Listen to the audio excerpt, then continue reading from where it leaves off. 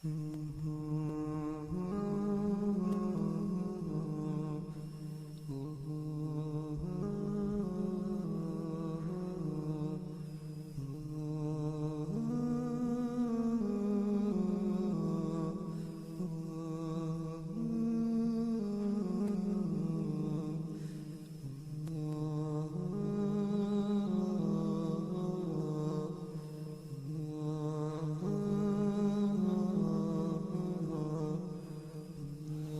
was in Afghanistan, in Herat, western Afghanistan, and I rode in late autumn over the Hindu Kush mountains to Kabul.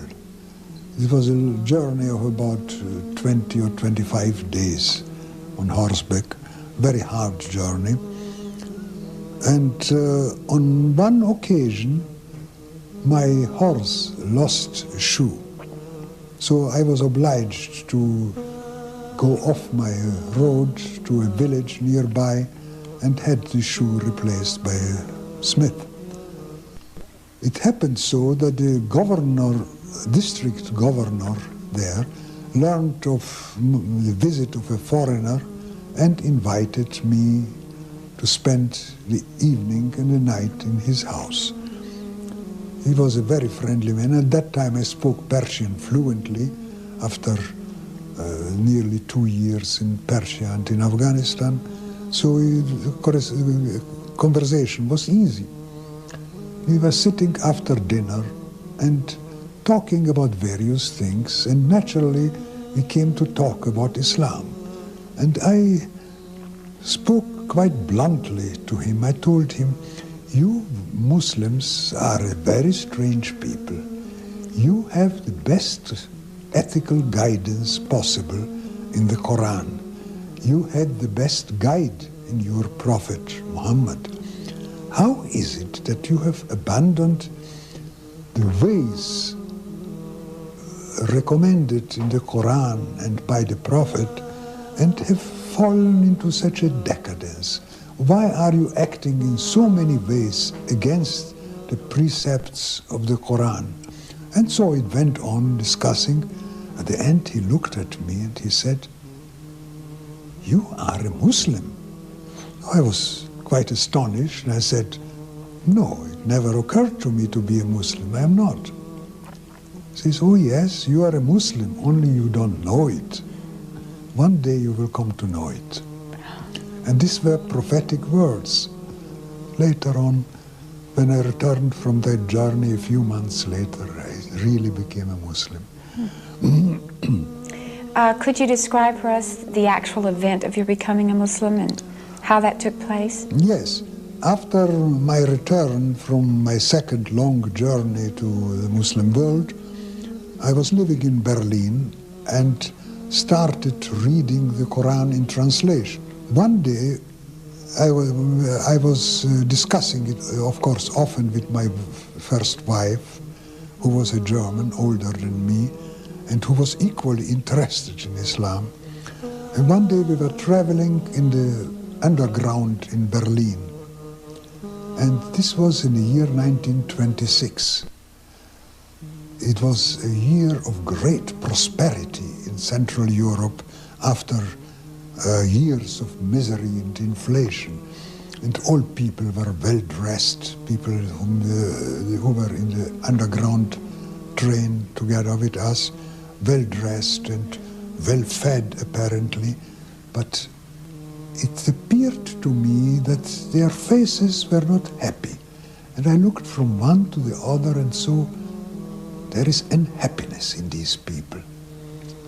They are oppressed. And I turned to my wife, who was, by the way, a painter and accustomed to observe faces, and I said, "What do you think of the faces of these people?" And she said, "They are unhappy." Same impression she had. When I came home, I could not explain to myself why it was, because, as I said, it was a prosperity year in Central Europe. I happened and to find an open copy of the German translation of the Quran on my desk, which I had left before going out. And I took it up, and the first which my eye came upon was a surah, Al-Hakumu Takathuru, which in German is, you are obsessed by, I'm translating this now into English, you are obsessed by striving for more and more until you go down to your graves. Oh, you would, if you would but see it, and again, if you would see, and then you will see one day that you are in hell, and on that day you will be asked, what did you do with the boon of life? It came to my mind that this is the illustration of our present modern life. People are unsatisfied, wanting more and more material goods, and are unhappy, and they do not see that they are living in hell now. And God says in this verse, in this surah, one day you will see hell with the eye of certainty, and then you will be asked, what did you do with the boon of life? And I was so struck by it, by this coincidence of finding this surah as an explanation of what I had seen previously in the underground train.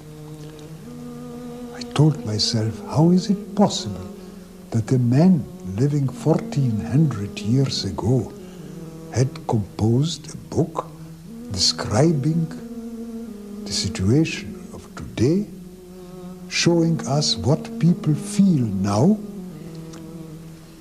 No human being, not the greatest genius, could do such a thing, and especially not an Arab who was unlettered, who did not know anything beyond the confines of the Arab world.